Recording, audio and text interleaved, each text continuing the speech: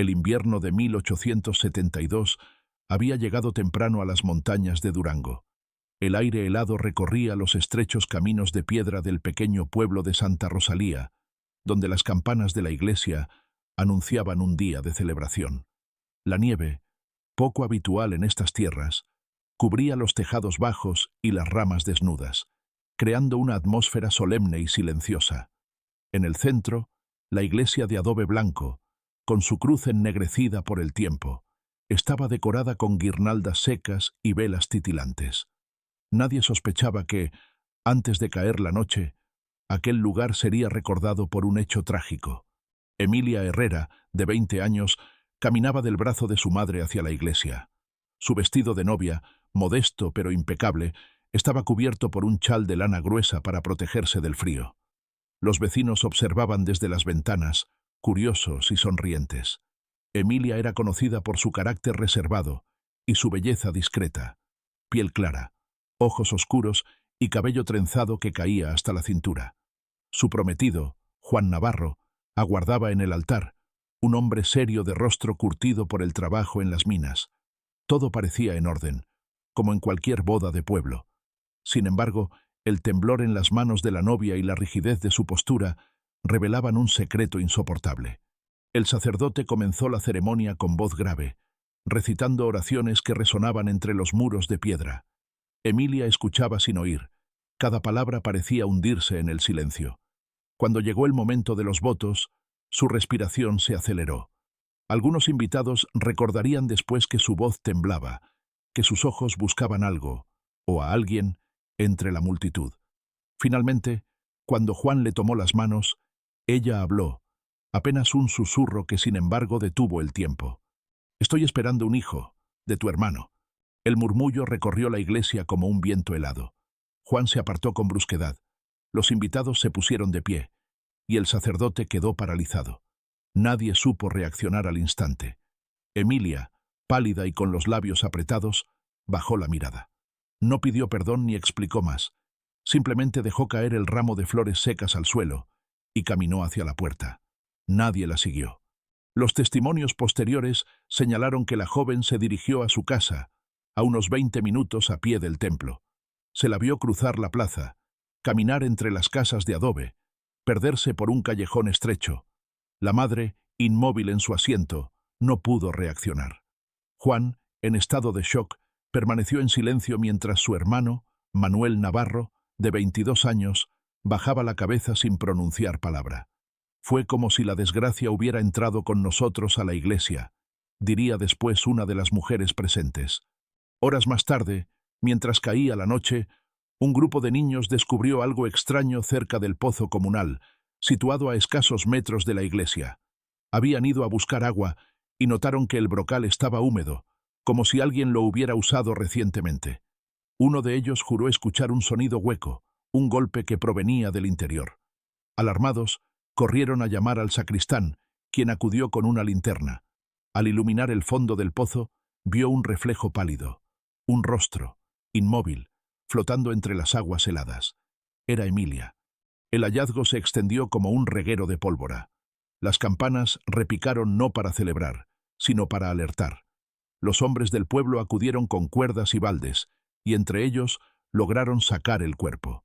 La escena fue descrita en el acta de defunción con frialdad. Cadáver femenino, edad aproximada 20 años, vestida de blanco, cuerpo rígido, signos de sumersión prolongada. Sin embargo, los testigos nunca olvidaron el detalle de sus ojos abiertos, fijos en un punto inexistente, y el cabello extendido como algas negras sobre el agua. El sacerdote ordenó cubrir el cuerpo con una manta y trasladarlo a la sacristía. Juan llegó poco después, acompañado de su hermano. La gente se apartó para dejarles pasar. Nadie habló. Se escuchaban apenas los sollozos de la madre, sostenida por dos mujeres. Juan cayó de rodillas frente al cuerpo de su prometida, mientras Manuel permanecía de pie, inmóvil, con las manos escondidas en los bolsillos. Esa noche, la nieve siguió cayendo sobre Santa Rosalía, pero las calles quedaron desiertas. El acta policial fue redactada con celeridad, aunque con evidente desorden. Fallecida. Herrera, Emilia, edad 20 años, hallada en pozo junto a iglesia, aproximadamente a las 20:45 horas. Circunstancias indeterminadas. Se sospecha suicidio. El juez municipal, don Ruperto Salgado, ordenó iniciar la investigación a la mañana siguiente. Los rumores, sin embargo, comenzaron antes de que terminara la noche. Nadie creía en un suicidio tan repentino, menos aún tras la humillación pública en la iglesia. Las miradas se dirigieron de inmediato a Manuel Navarro, el hombre silencioso, cuya presencia parecía cargada de algo oscuro. Mientras tanto, el pozo fue sellado con tablas y una cadena. Algunos vecinos dijeron haber sentido un olor extraño al acercarse al agua. Otros aseguraron que, al mirar dentro, vieron una sombra moviéndose bajo el reflejo de la linterna. Nada de esto quedó registrado oficialmente, pero las conversaciones en las casas, a puerta cerrada, no hablaban de otra cosa. El pueblo entero parecía contener la respiración. Nadie durmió bien aquella noche. Por la mañana, el cuerpo fue llevado a la pequeña comisaría para su examen preliminar. El médico local, Pedro Aguilar, escribió un informe breve. No se observan signos evidentes de lucha, ausencia de heridas graves, probable asfixia por inmersión. Sin embargo, una nota al margen del documento revelaba su duda. Moretones leves en muñecas, posible sujeción previa.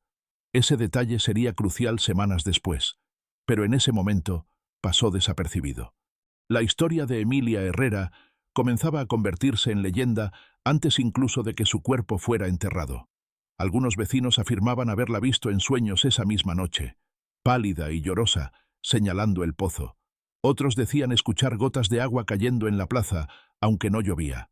La iglesia, que había sido escenario de bodas y bautizos, se transformó en el centro de un misterio que marcaría generaciones. Y así, en menos de 24 horas, Santa Rosalía pasó de la celebración al luto. El amanecer del día siguiente fue gris y ventoso. Las nubes bajas cubrían la sierra como un sudario, y el frío parecía más intenso que nunca. En el centro del pueblo, la plaza estaba desierta, salvo por un guardia que custodiaba el pozo sellado. El improvisado cordón de madera y cadenas no impedía que los curiosos se acercaran, aunque nadie se atrevía a cruzarlo. El rumor de la tragedia había corrido con rapidez, y las miradas desconfiadas seguían a los Navarro, cuya casa permanecía cerrada. En cambio, la vivienda de los Herrera se convirtió en un lugar de duelo. Sobre la puerta colgaron una tela negra, símbolo del luto, y dentro, el cuerpo de Emilia descansaba en un ataúd sencillo, rodeado de velas que proyectaban sombras danzantes sobre las paredes de adobe. El juez Ruperto Salgado llegó a la escena poco después de las 8. Era un hombre corpulento, de rostro severo y bigote espeso, acostumbrado a mediar en riñas y pleitos menores, no a investigar muertes sospechosas. Se inclinó sobre el brocal del pozo, inspeccionando las sogas húmedas que habían usado para sacar el cuerpo. Tomó nota en una libreta de cuero. Profundidad, aproximadamente 15 varas. Agua helada. Señales de actividad reciente. A su lado, el médico Aguilar repasaba su informe, que ya comenzaba a levantar dudas. Las marcas en las muñecas, aunque leves, no encajaban del todo con un suicidio. La plaza se llenó poco a poco de murmullos. Mujeres con pañuelos en la cabeza, hombres con sombreros viejos, niños que se escondían detrás de las faldas de sus madres. Todos observaban la diligencia con una mezcla de miedo y morbo. Algunos juraban haber escuchado pasos en la plaza a medianoche. Otros aseguraban que vieron una figura blanca cerca del pozo. Nada de eso fue declarado formalmente, pero los rumores se esparcían como el humo de las chimeneas. El sacerdote, padre Esteban, salió de la iglesia con gesto grave. Era un hombre delgado, de barba entrecana, respetado en la comunidad por su carácter recto. Se acercó al juez y habló en voz baja. «Esto no debe quedar como suicidio. Emilia era devota, no haría algo así». Salgado no respondió, pero anotó la frase. Sabía que las opiniones del sacerdote tenían peso en Santa Rosalía. El funeral se celebró ese mismo día, una decisión tomada para evitar mayor agitación. La procesión recorrió lentamente el camino hasta el pequeño cementerio junto a la iglesia. El féretro, cubierto con un velo blanco, parecía flotar entre las manos de los porteadores. El silencio era tan denso que el crujido de la nieve bajo los pies retumbaba como un trueno. Juan Navarro caminaba detrás del ataúd, con el rostro desencajado, mientras Manuel mantenía la mirada baja, rodeado de murmullos. Nadie se atrevía a acercarse demasiado a él. Durante el entierro, el viento aumentó y las nubes oscurecieron el cielo. Algunos vecinos aseguraron que la cuerda que sostenía la cruz sobre la tumba se rompió de repente, cayendo al suelo. Para muchos, fue una señal. «El alma de Emilia no descansa», murmuró una anciana. Los presentes guardaron silencio, como si temieran despertar algo más profundo que su propio miedo. Esa noche, el juez convocó a varios testigos en la comisaría, una pequeña construcción de adobe con techo de madera. Los interrogatorios comenzaron por la madre de Emilia, doña Isabel Herrera, una mujer de rostro demacrado que apenas podía hablar entre lágrimas. Declaró que su hija no había dado señales de querer hacerse daño. Estaba nerviosa, sí, pero era por la boda. No dijo nada más. Luego interrogaron a Juan, quien confirmó que no esperaba tal confesión. Su voz era fría, casi mecánica. No supe qué decir. Ella salió corriendo. Yo no la seguí. Cuando llegó el turno de Manuel, el ambiente en la sala cambió. El joven se sentó con los brazos cruzados y la mirada fija en el suelo. Negó todo vínculo amoroso con Emilia, aunque algunos testigos afirmaban haberlos visto hablar en secreto semanas antes. «Es mentira», dijo con tono desafiante. Ella estaba confundida. El juez notó un leve temblor en sus manos. Los documentos oficiales de ese día registran la muerte como accidental o autoinfligida, aunque con una nota: investigación en curso, sospecha de intervención de terceros. Mientras tanto, la vida en Santa Rosalía parecía detenerse. Las campanas de la iglesia sonaban más graves de lo habitual, y los niños dejaron de jugar en la plaza. Incluso el pozo, fuente de agua para todo el pueblo, fue declarado contaminado y nadie volvió a usarlo. Algunos afirmaban que al caer la noche se escuchaban chapoteos, como si alguien nadara en su interior. En las casas, las conversaciones se tornaron más sombrías. Los vecinos recordaban historias antiguas, muertes inexplicables, desapariciones, viejas maldiciones. La plaza donde Emilia fue hallada adquirió una reputación de mal agüero. «Hay algo en ese pozo», repetían las ancianas. Sin embargo, nadie se atrevía a vaciarlo por completo. Era profundo, oscuro, y algunos afirmaban que el agua tenía un brillo extraño cuando se la alumbraba con linternas. El juez Salgado, presionado por el sacerdote y varios vecinos influyentes, decidió enviar una carta al prefecto de Durango solicitando apoyo. «Caso delicado, posible homicidio. Solicito asistencia de peritos». La misiva tardaría semanas en llegar, pero marcaba el inicio de una investigación más amplia. Mientras tanto, el expediente se llenaba de declaraciones contradictorias. Algunos decían haber visto a Manuel salir de la iglesia por una puerta lateral minutos antes que Emilia. Otros aseguraban que lo vieron en la cantina del pueblo. Lo único seguro era que nadie vio a la joven viva después de salir de la iglesia. A medida que los días pasaban, la sensación de inquietud crecía. Se colocó una cruz de madera junto al pozo, y cada mañana alguien dejaba flores secas a su pie. Nadie sabía quién lo hacía. Los Herrera se encerraron en su casa, mientras los Navarro evitaban salir. Las tensiones entre ambas familias se intensificaron. Acusaciones veladas, miradas cargadas de resentimiento. El pueblo entero parecía dividido. El sacerdote comenzó a organizar rezos nocturnos para apaciguar el espíritu de Emilia. Durante una de esas vigilias, una mujer juró haber visto una figura blanca junto al pozo. Otra dijo que escuchó un llanto ahogado proveniente del agua. Estos relatos no fueron llevados a la comisaría, pero circulaban de boca en boca, alimentando el miedo.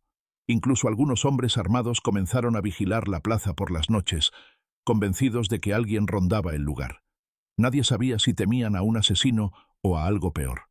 El caso de Emilia se convirtió en pocos días en una herida abierta para Santa Rosalía, y aunque el entierro había sellado la tierra sobre su cuerpo, el pozo seguía siendo una boca oscura que parecía reclamar atención. El juez lo sabía. Si no resolvía pronto aquel misterio, el miedo acabaría consumiendo al pueblo entero. La llegada de los peritos desde Durango capital se retrasó por el mal clima.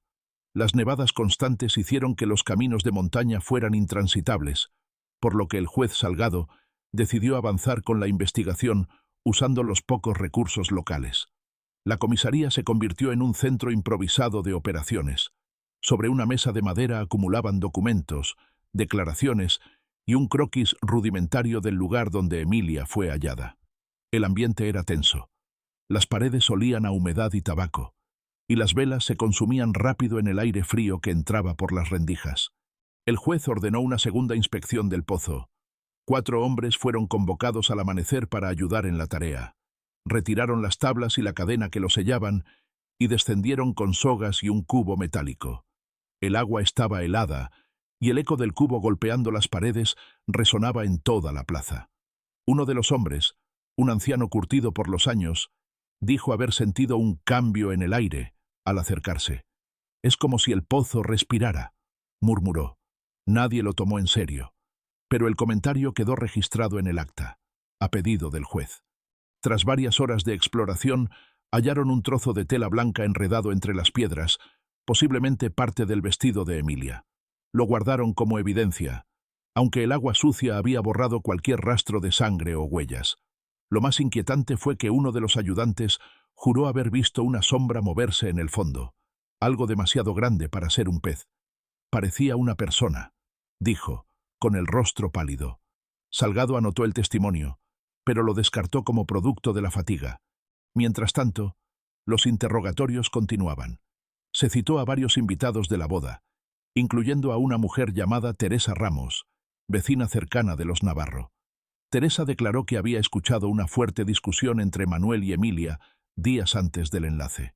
Estaban en el patio de la casa de los Herrera. Ella lloraba, él la llamaba mentirosa, relató.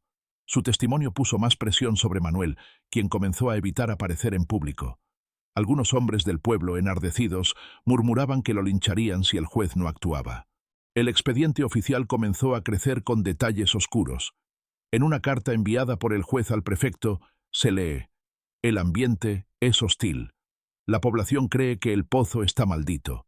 No descartan intervención divina o diabólica. Solicito apoyo urgente para evitar disturbios».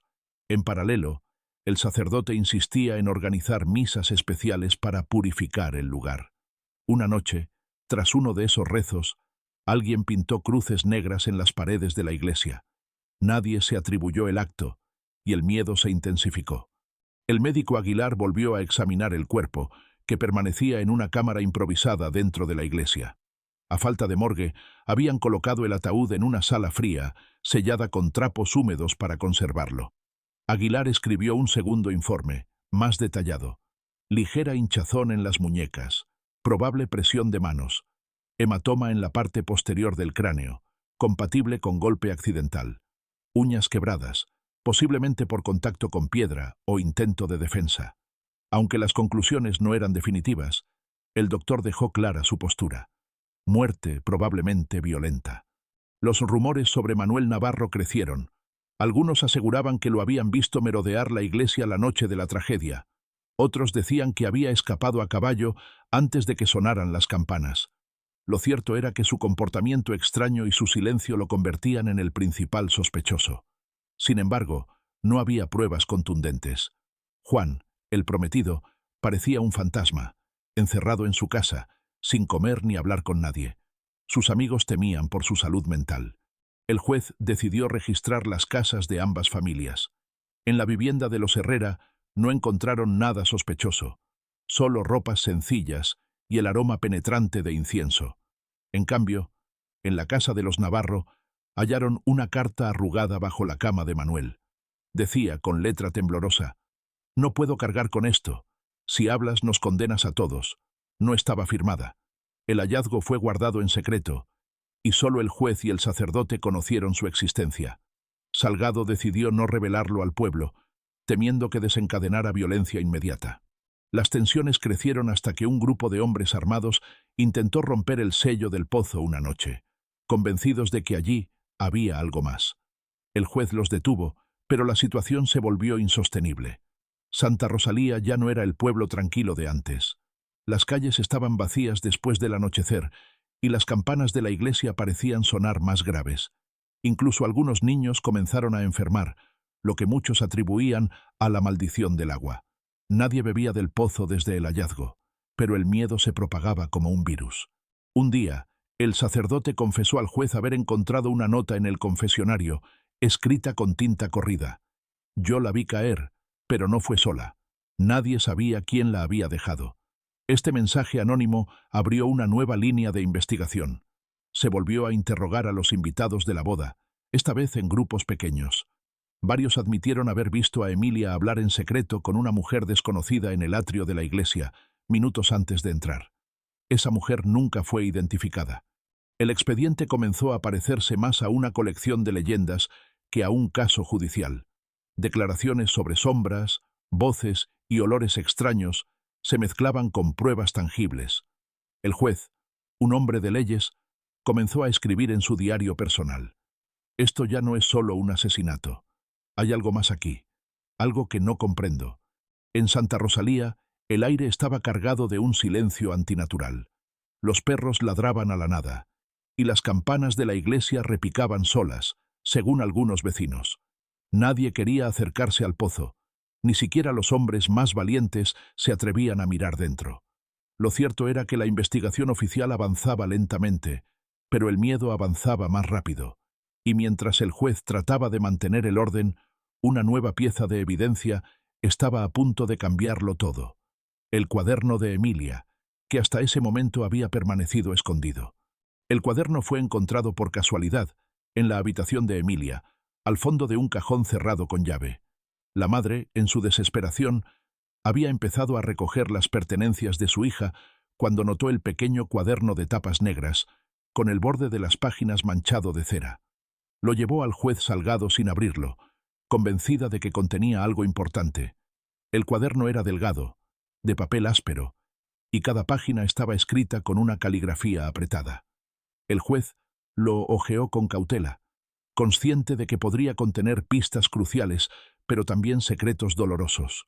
Las primeras páginas parecían inofensivas, notas cotidianas sobre la casa, dibujos sencillos de flores, citas bíblicas copiadas a mano. Sin embargo, a medida que avanzaba, el tono cambiaba. Emilia había empezado a escribir sobre su creciente ansiedad semanas antes de la boda. «Siento que alguien me sigue cuando voy por agua», decía una entrada fechada el 14 de noviembre. Otra, del 20, revelaba más inquietud. «Anoche escuché golpes bajo mi ventana. Cuando salí no había nadie. El viento soplaba, pero no era el viento lo que escuché». La página más perturbadora estaba fechada apenas 5 días antes de la boda. «No quiero casarme. Juan es bueno, pero no lo amo. Manuel insiste en que guarde silencio, que no hable de lo que pasó. Siento que algo me observa cuando estoy sola. El pozo parece más oscuro que antes. Mamá cree que es mi imaginación». Estas palabras confirmaban que Emilia estaba bajo presión y que Manuel había estado implicado en algo que ella temía revelar. Pero había más. Dibujos de ojos, garabateados en los márgenes, y frases incoherentes, como si la joven hubiese escrito apresuradamente, temiendo olvidar lo que sentía. El juez mostró el cuaderno al sacerdote, quien frunció el ceño al leer ciertas páginas. «Hay angustia aquí, pero también señales de que Emilia percibía algo más que miedo humano», comentó. En una entrada breve, Emilia escribió: «El agua me llama. Cuando sueño, escucho mi nombre desde el fondo. No quiero acercarme al pozo».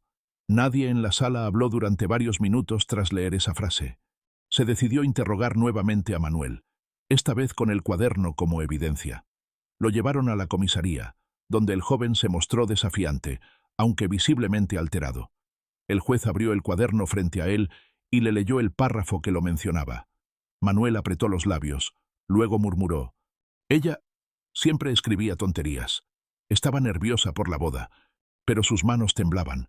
El juez notó el sudor en su frente a pesar del frío. «¿Qué querías que callara, Manuel?», preguntó Salgado con voz firme. «Nada, solo que no quería casarse». Su respuesta sonó débil. El sacerdote, presente en el interrogatorio, sugirió que Manuel se confesara. Él lo rechazó de inmediato. Esa negativa solo aumentó las sospechas. Mientras tanto, el cuaderno circulaba discretamente entre las autoridades locales.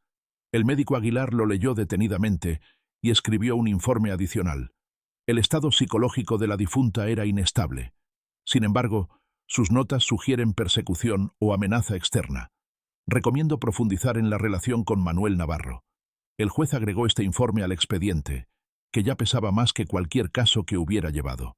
El cuaderno también despertó rumores en el pueblo.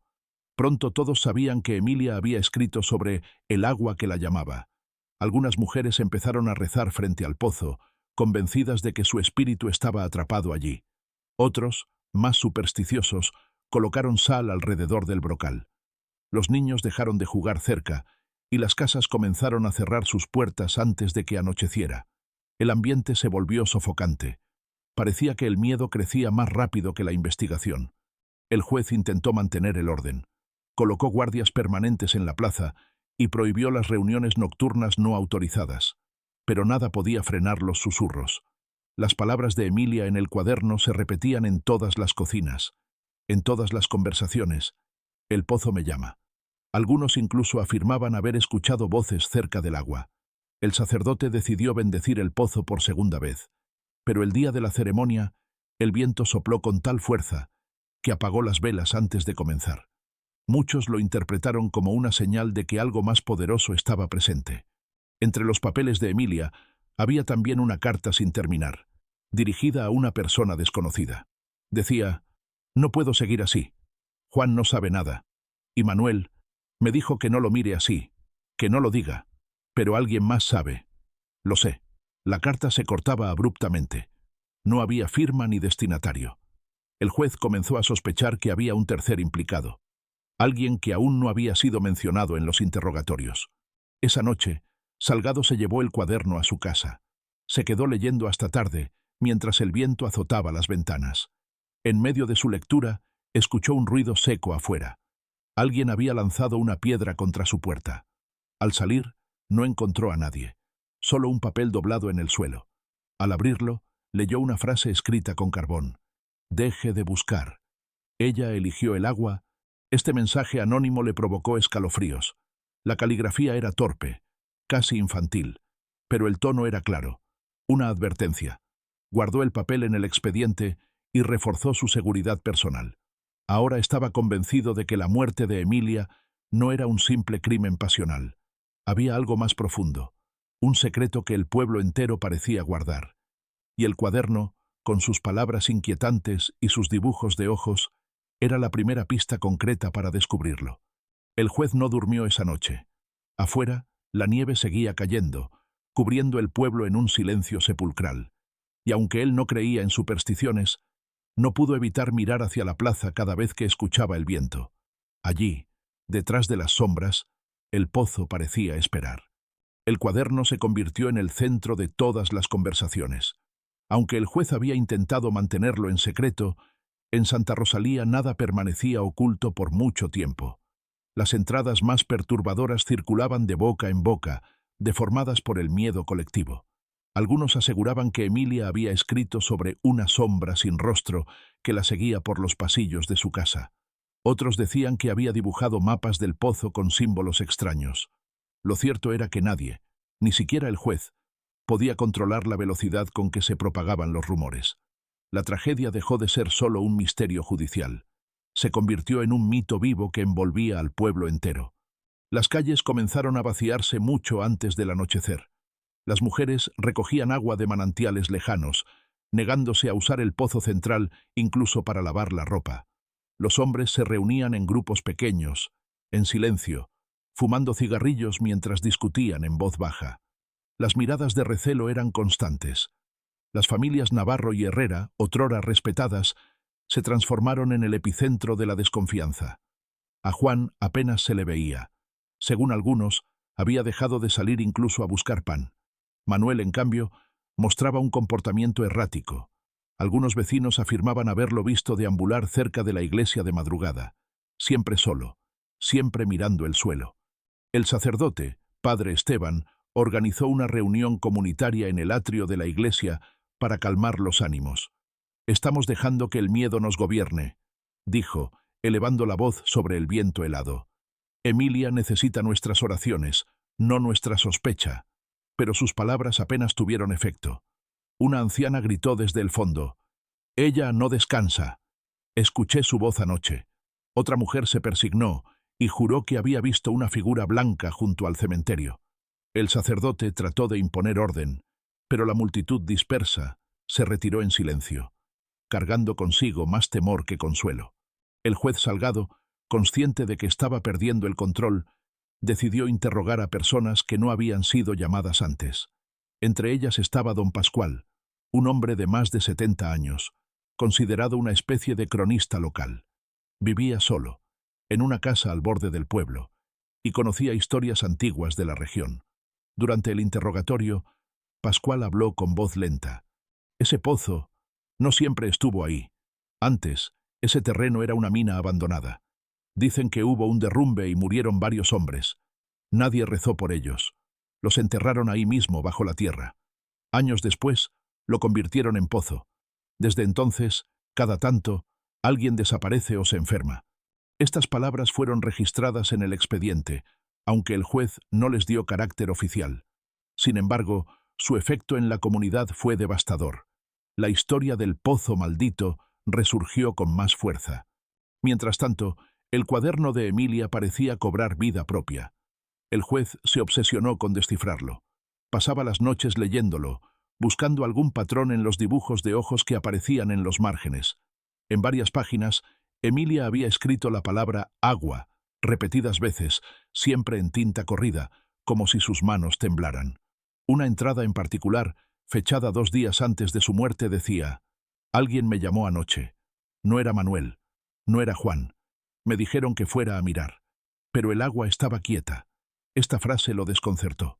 Si Emilia había acudido al pozo antes del día de su boda, ¿quién la había llevado allí? La tensión llegó a un punto crítico cuando comenzaron a circular amenazas. Una noche, alguien escribió con carbón en la puerta de la casa del juez: «Déjalo o serás el siguiente». Nadie vio a la persona responsable. Otra familia, cercana a los Navarro, encontró una cruz invertida pintada en su establo. Estas señales sembraron aún más miedo. La gente empezó a encerrarse en sus casas, y las calles se llenaron de un silencio tan denso que incluso los animales parecían inquietos. Los perros ladraban sin razón aparente. Los caballos se rehusaban a acercarse al pozo. El sacerdote pidió realizar una procesión nocturna para romper el maleficio. A pesar del frío, varias familias participaron, llevando velas y rezando en voz baja. Al llegar al pozo, el padre Esteban comenzó una oración solemne. Sin embargo, cuando intentaron dejar las velas encendidas en el brocal, el viento las apagó una por una.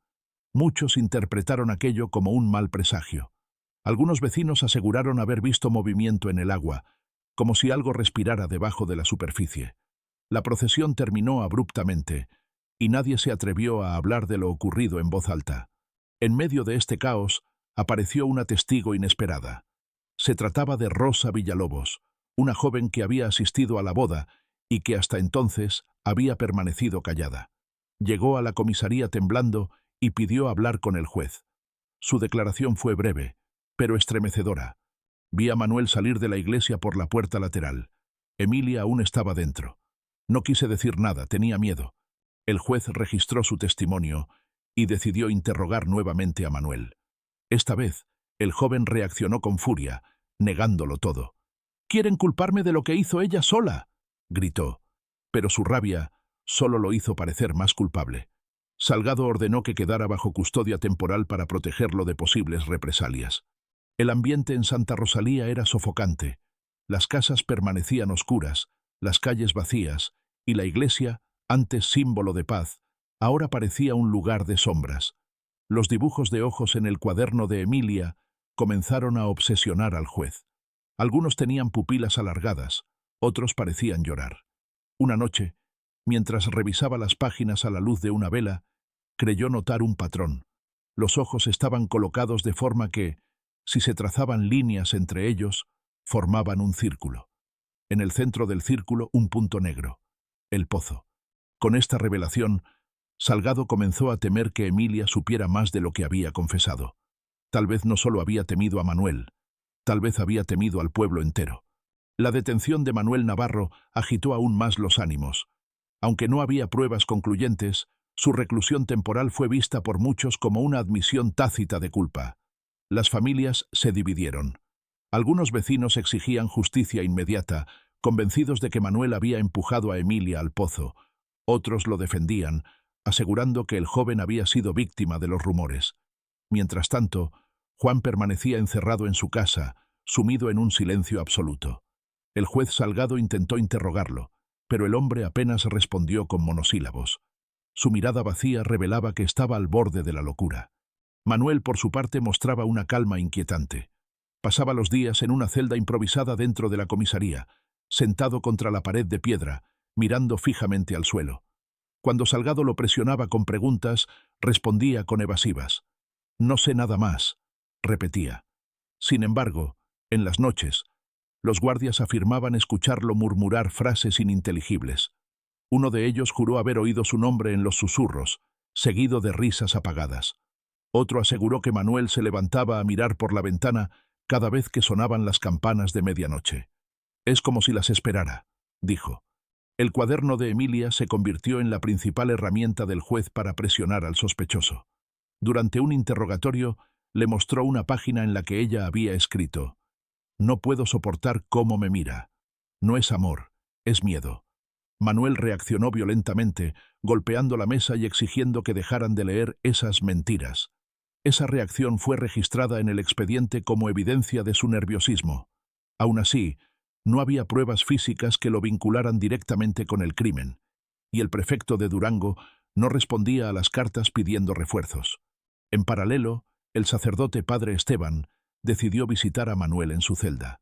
Durante una larga conversación, le ofreció confesión. Manuel lo rechazó al principio, pero finalmente accedió a hablar, aunque no de la manera esperada. «No fui yo», dijo con voz baja. «Yo no la toqué. Ella me buscó. Pero había algo más. Ella lo sabía. Por eso no podía casarse». El sacerdote lo escuchó en silencio, sin interrumpirlo. Manuel añadió: «Ustedes creen que el pozo está maldito. No lo está. Está hambriento». Estas palabras helaron al religioso, que salió de la celda pálido y rehusó compartir detalles con el juez.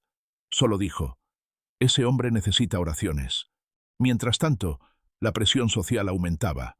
Un grupo de hombres armados se presentó frente a la comisaría exigiendo que entregaran a Manuel. «Si la justicia no actúa, lo haremos nosotros», gritó uno. Salgado, sabiendo que una ejecución pública solo agravaría la situación, ordenó que los guardias dispersaran a la multitud. Hubo empujones, gritos y amenazas. Esa noche, el juez escribió en su diario personal: «El pueblo está a punto de estallar. Manuel es el chivo expiatorio perfecto, pero temo que no sea el verdadero culpable». En los días siguientes, comenzaron a aparecer nuevos indicios. Una vecina, doña Clara, entregó una carta que había encontrado cerca de su pozo privado. Era pequeña y estaba mojada, la tinta casi ilegible. Decía: «Lo siento, no puedo luchar contra esto. Si desaparezco, que nadie me busque». Aunque no estaba firmada, la letra parecía coincidir con la de Emilia. Este hallazgo generó aún más preguntas. ¿Había considerado Emilia quitarse la vida? ¿O alguien había colocado la carta allí para desviar sospechas? El juez envió a 2 hombres de confianza a inspeccionar nuevamente la plaza y los alrededores del pozo. Encontraron huellas recientes, a pesar de la nieve. Las marcas parecían de botas grandes, diferentes a las de Manuel. Sin embargo, la tormenta borró cualquier posibilidad de rastrearlas. El misterio se profundizaba, y Salgado empezó a sospechar que había más personas involucradas, quizás incluso una red de silencio dentro del pueblo. Los Navarro comenzaron a recibir amenazas anónimas. Una piedra atravesó una ventana de su casa, acompañada de una nota: «Sabemos lo que hicieron». En respuesta, la familia se atrincheró. Nadie salía ni abría las puertas. Los Herrera, por su parte, se sumieron en un duelo silencioso. Isabel Herrera, la madre de Emilia, pasó varios días sin hablar. Cuando finalmente lo hizo, fue para decir al juez: ella no tenía miedo de Manuel, tenía miedo del agua. Sus palabras, lejos de aclarar las cosas, añadieron una capa más de misterio. Los rumores sobre el pozo crecieron. Algunos vecinos aseguraban que, al acercarse, escuchaban voces que susurraban sus nombres. Otros decían que el agua tenía un color oscuro, imposible de explicar. Un joven que intentó mirar dentro afirmó haber visto algo moverse en el fondo, algo que respiraba. Estos relatos se mezclaban con viejas historias de la mina, creando un ambiente de paranoia colectiva.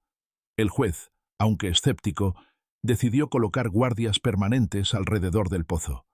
«No quiero que nadie más se acerque ahí sin permiso», ordenó.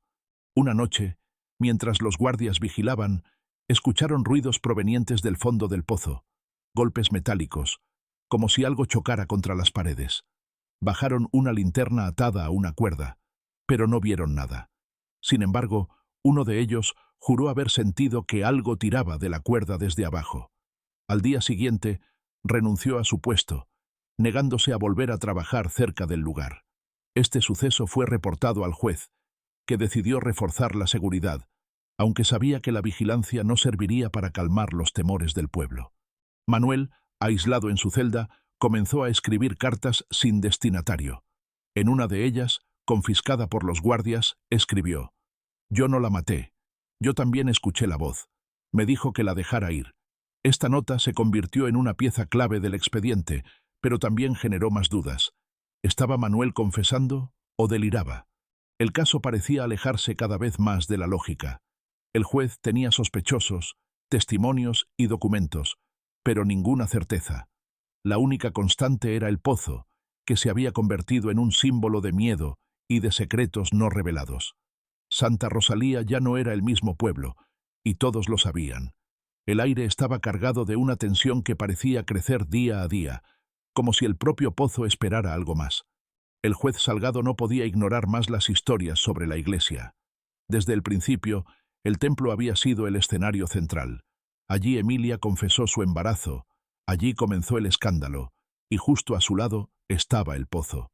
Decidió realizar una inspección exhaustiva, acompañado por el padre Esteban y 2 guardias. Entraron de madrugada, cuando el pueblo dormía, para evitar miradas curiosas. La iglesia estaba fría y oscura, iluminada solo por linternas de aceite.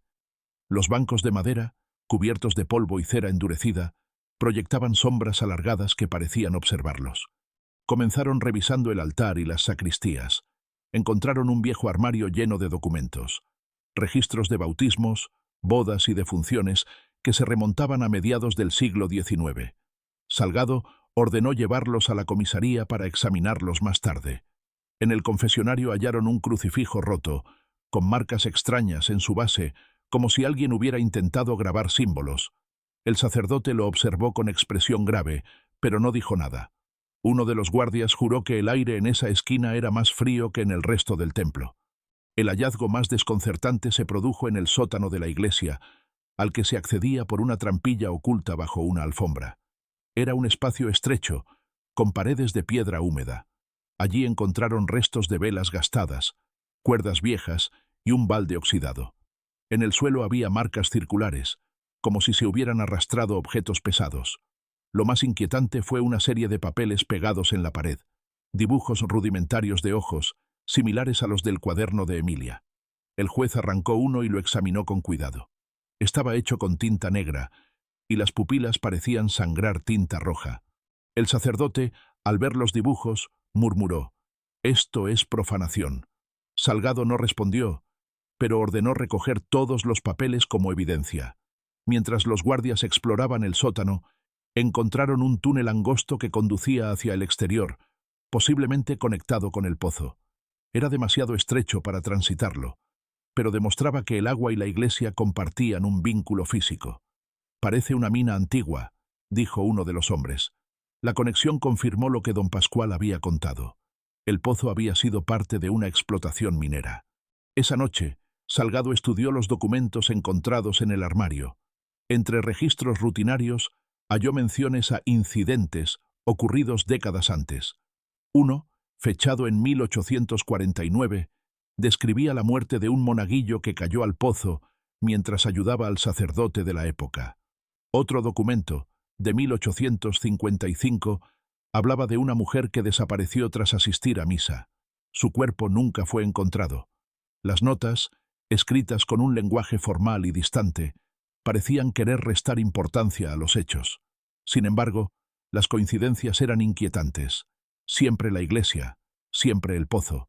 Al leer más a fondo, encontró una carta de un sacerdote anterior, fechada en 1857, dirigida a la diócesis. Suplico su intervención. Hay algo en el agua que altera a los fieles. He observado comportamientos extraños. Los rezos no bastan. No había respuesta registrada. Salgado guardó esa carta en un sobre separado. Sentía que había tropezado con una verdad que había sido ocultada por generaciones. Mientras tanto, en el pueblo, los rumores se intensificaban. Se decía que Emilia había visitado el sótano de la iglesia días antes de su boda. Nadie sabía cómo había entrado, pero algunos aseguraban haberla visto rondar cerca del templo al anochecer. Una mujer juró haber escuchado voces masculinas provenientes de la iglesia una noche en que estaba cerrada. Otra dijo que vio una luz extraña en el campanario.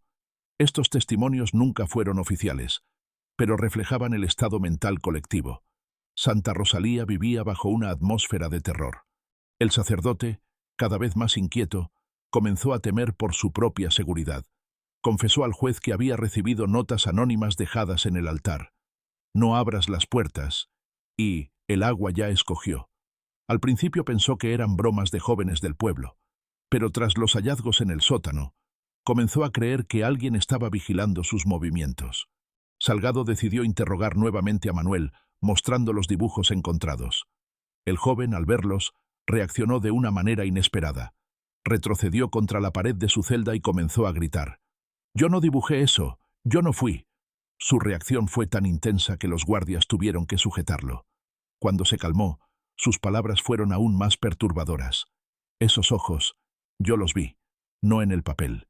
En el agua nadie en la sala habló por varios segundos. El juez registró sus palabras, aunque no sabía cómo interpretarlas. Los hallazgos en la iglesia causaron un efecto devastador en el pueblo. Algunos vecinos comenzaron a afirmar que el templo estaba maldito y dejaron de asistir a misa. El padre Esteban organizó rezos masivos para combatir el miedo, pero las bancas estaban casi vacías. El juez, aunque escéptico, sentía que había algo extraño en la coincidencia entre los dibujos de Emilia y los encontrados en el sótano. Esa conexión sugería que el misterio no se limitaba a un crimen aislado, sino que estaba entrelazado con la historia del propio pueblo. Una noche, mientras revisaba los documentos, Salgado notó que la palabra agua aparecía repetidamente en varios registros antiguos, como si fuera un código. El agua reclama lo suyo, decía una anotación de 1850. Otra hablaba de mantener el brocal sellado para evitar el regreso. Aquellas frases parecían escritas más con miedo que con fe. El juez, que había enfrentado criminales y bandidos, nunca había sentido un escalofrío tan intenso. Las piezas del rompecabezas comenzaban a encajar, pero el cuadro general era aterrador. El pozo, la iglesia, los dibujos y las desapariciones formaban una historia mucho más antigua que la de Emilia. Y aunque el juez trataba de mantener una mente racional, comenzó a preguntarse si la muerte de la joven no era solo un crimen, sino parte de algo que llevaba décadas gestándose en silencio, bajo las piedras de Santa Rosalía. El pueblo entero comenzó a respirar miedo. Tras los hallazgos en la iglesia, Santa Rosalía ya no se reconocía. Los rezos se habían convertido en susurros nerviosos, y las calles, antes llenas de niños jugando, ahora estaban desiertas al caer la tarde. El silencio era tan denso que incluso el repicar de las campanas parecía apagado, como si el aire mismo se negara a transmitir el sonido. En cada ventana brillaban velas encendidas, no como ofrenda, sino como protección contra lo que muchos creían rondaba entre las sombras. El juez Salgado, agotado, intentaba sostener la calma oficial. Organizaba rondas de vigilancia y emitía comunicados formales donde hablaba de medidas preventivas y seguimiento del caso. Pero en privado, escribía en su diario: «El miedo colectivo se ha vuelto más peligroso que cualquier asesino. El pueblo entero camina al borde del delirio». Los testimonios se multiplicaban. Un campesino aseguró haber escuchado a alguien pronunciar el nombre de Emilia desde dentro del pozo. Una mujer dijo que al pasar frente a la iglesia percibió un olor metálico, como sangre vieja. Otros hablaban de sombras que se movían entre las casas, demasiado grandes para ser humanas. Estos relatos nunca llegaban a los documentos oficiales, pero corrían como fuego en la conversación diaria, cada vez más adornados, cada vez más aterradores. El miedo pronto se transformó en hostilidad. Los navarros se convirtieron en parias. Nadie quería comerciar con ellos. Nadie los saludaba en la calle. Una mañana, alguien pintó en su puerta la palabra «asesino» con carbón. En respuesta, Manuel, aún en la celda, comenzó a golpear las paredes hasta sangrarse los nudillos, mientras Juan permanecía recluido en su casa, cada día más ausente, sin hablar con nadie. Los Herrera, por el contrario, recibían visitas constantes, aunque no todas eran de consuelo. Algunos vecinos les llevaban pan o leña, pero al mismo tiempo les pedían detalles morbosos de las últimas horas de Emilia. La tensión llegó a un punto insoportable cuando comenzaron las desapariciones menores. Una niña de 7 años se perdió durante 2 horas, y cuando la encontraron en un establo abandonado, dijo haber escuchado voces que la llamaban desde la plaza. Otro hombre afirmó que su gallinero fue arrasado en la madrugada y que las aves muertas aparecieron junto al pozo, alineadas en círculo. Estos incidentes, aunque menores, alimentaron la idea de que la tragedia de Emilia había desatado algo que nadie podía controlar. El padre Esteban organizó vigilias nocturnas frente a la iglesia. Las familias acudían con velas y se arrodillaban en silencio, recitando letanías.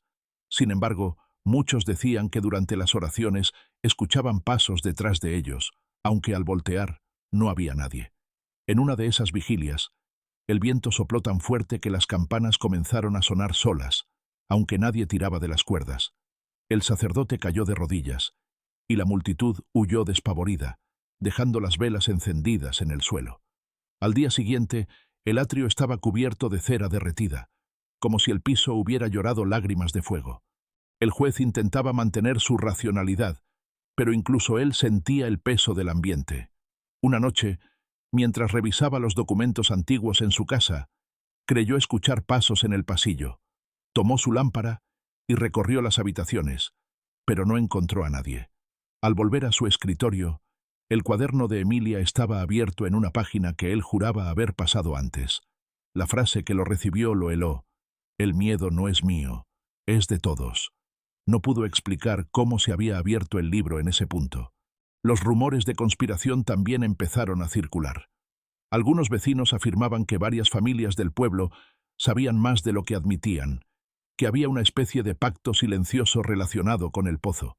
Otros hablaban de una cofradía secreta dentro de la iglesia, herencia de los antiguos mineros.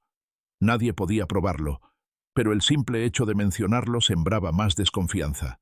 El miedo ya no era solo hacia el agua, sino hacia los propios vecinos. En este clima, cualquier señal era interpretada como augurio. Una bandada de cuervos se posó en el campanario y no se movió en todo un día. «El pueblo está marcado», dijo una anciana. El sonido de un vidrio roto en la madrugada desató el pánico, y los habitantes se encerraron creyendo que algo había salido del pozo. Incluso los guardias comenzaron a desertar. 2 de ellos renunciaron tras asegurar que vieron manos blancas, aferrándose al brocal en la oscuridad. El juez comprendió que ya no se trataba de un caso judicial. Emilia se había convertido en símbolo de algo más profundo, un espejo en el que el pueblo reflejaba sus culpas y temores. La muerte de una joven había abierto una grieta en la vida cotidiana, y de esa grieta emergían secretos enterrados durante décadas. Cada día parecía empujar a Santa Rosalía más cerca de la histeria colectiva. La noche en que un grupo de vecinos intentó prender fuego a la casa de los Navarro, convencidos de que eran la raíz del mal, el juez y el sacerdote apenas lograron detenerlos. El aire olía a humo, y las brasas se esparcieron sobre la nieve como señales rojas. Salgado supo entonces que lo peor aún no había ocurrido. El miedo ya no era solo un sentimiento.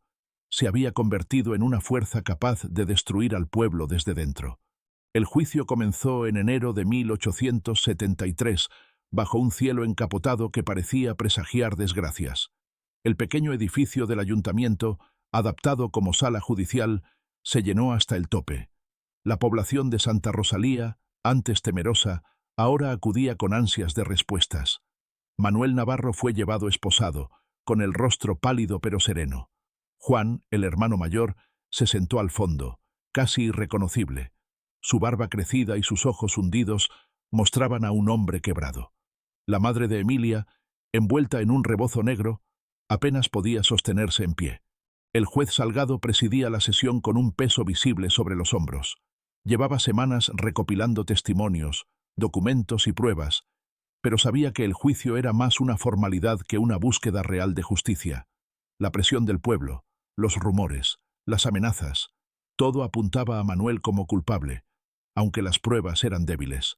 Sin embargo, había órdenes de cerrar el caso cuanto antes, provenientes de la capital, donde nadie parecía interesado en profundizar en las circunstancias misteriosas de la muerte de Emilia.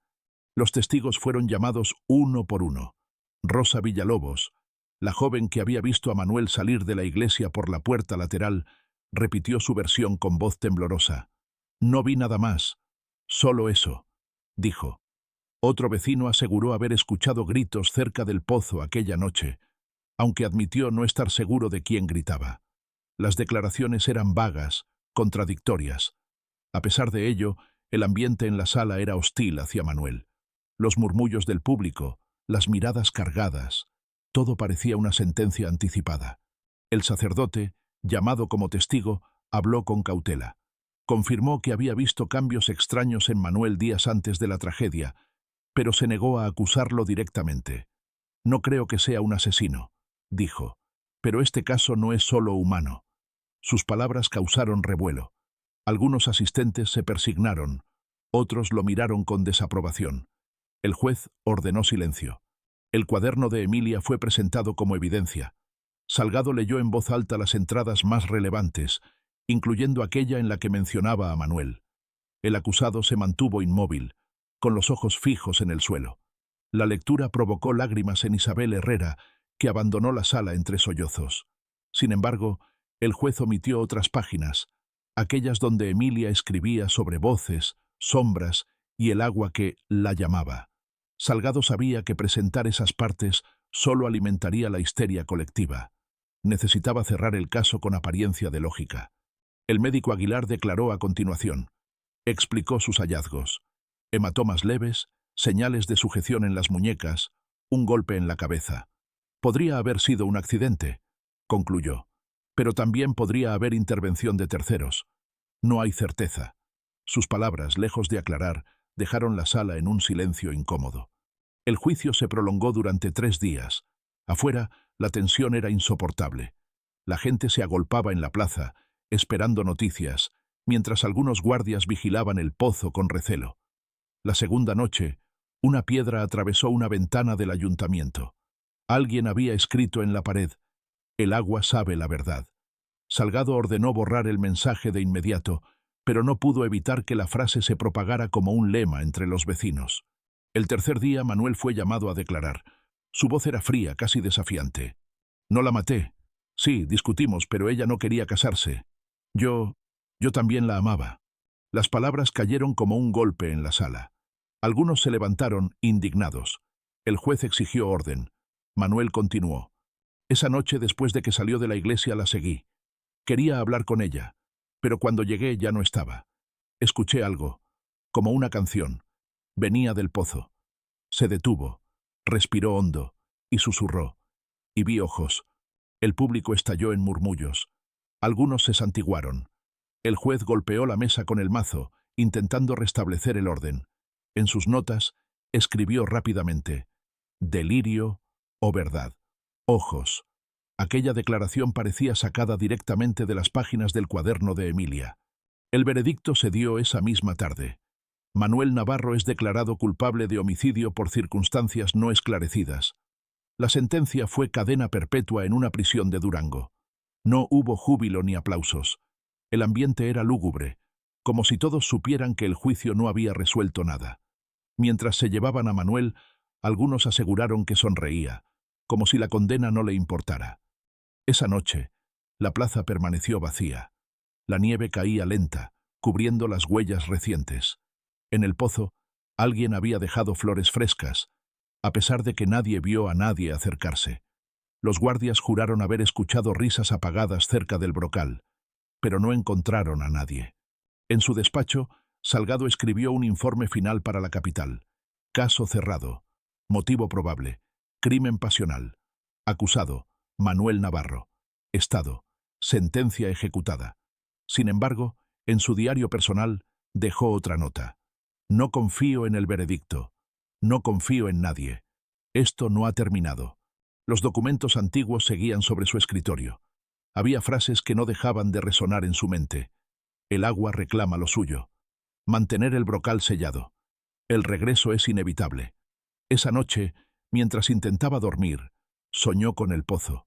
En su sueño, el agua estaba quieta, pero debajo había ojos abiertos, decenas, mirándolo desde las profundidades. Al amanecer, el juez despertó sobresaltado. Desde su ventana, vio la plaza vacía, cubierta de hielo, y aunque nadie tocaba las campanas, juró escuchar su repique lento, lejano, como un eco que venía desde el fondo de la tierra. Los años pasaron, pero el pozo nunca dejó de ser el centro de las historias. Fue sellado con piedras y una tapa de hierro forjado, cubierta con una gruesa cadena que el óxido devoró con el tiempo. A pesar de las medidas, nadie se acercaba demasiado. El lugar se convirtió en una especie de altar macabro. Las personas dejaban flores secas, velas, cruces improvisadas. Algunos visitantes venían de pueblos cercanos solo para mirar el brocal desde lejos, como si observaran un relicario prohibido. Santa Rosalía había cambiado. La plaza ya no era lugar de reunión, sino un sitio de susurros. El caso oficial se archivó, pero el pueblo nunca aceptó la versión judicial. Manuel Navarro fue trasladado a una cárcel en Durango, donde, según rumores, enloqueció. Se decía que pasaba horas de rodillas, murmurando plegarias en un idioma extraño. Otros aseguraban que murió en su celda apenas un año después de la condena, aunque no hay registro oficial de su fallecimiento. Juan, su hermano, desapareció una noche sin dejar rastro. La casa de los Navarro quedó abandonada, sus ventanas cubiertas de polvo, y con el tiempo, nadie se atrevió a entrar. La familia Herrera tampoco escapó de la tragedia. Isabel, la madre de Emilia, enfermó gravemente y murió al poco tiempo, convencida de que su hija seguía hablándole en sueños. Su casa fue vendida a extraños que no permanecieron allí mucho tiempo. Según cuentan, escuchaban ruidos en el techo y pasos alrededor del pozo durante la noche. Tras su partida, la vivienda permaneció cerrada por años, como si cargara una maldición silenciosa. El juez Salgado fue trasladado a otro distrito. Años después, en cartas privadas, confesó a un colega que jamás dejó de pensar en el caso. El juicio fue una farsa, escribió. El pueblo necesitaba un culpable, pero lo que vi en esos documentos y en los ojos de Manuel no era humano. Hay cosas que deberían permanecer enterradas. Poco después de enviar esas cartas, Salgado se retiró de la judicatura y se refugió en una hacienda remota. Nunca volvió a pisar Santa Rosalía. La iglesia permaneció abierta, pero perdió feligreses. El padre Esteban envejeció rápidamente. Quienes lo conocían decían que su cabello se volvió blanco en menos de 2 años. Murió en 1876, en circunstancias extrañas. Lo encontraron arrodillado frente al altar, con una expresión de horror congelada en el rostro. Entre sus cosas se halló un cuaderno similar al de Emilia, lleno de dibujos de ojos. No había palabras, solo esas figuras, repetidas página tras página. Tras su muerte, la diócesis envió a otro sacerdote, pero el templo nunca recuperó su esplendor. Los relatos sobre el pozo se transmitieron de generación en generación.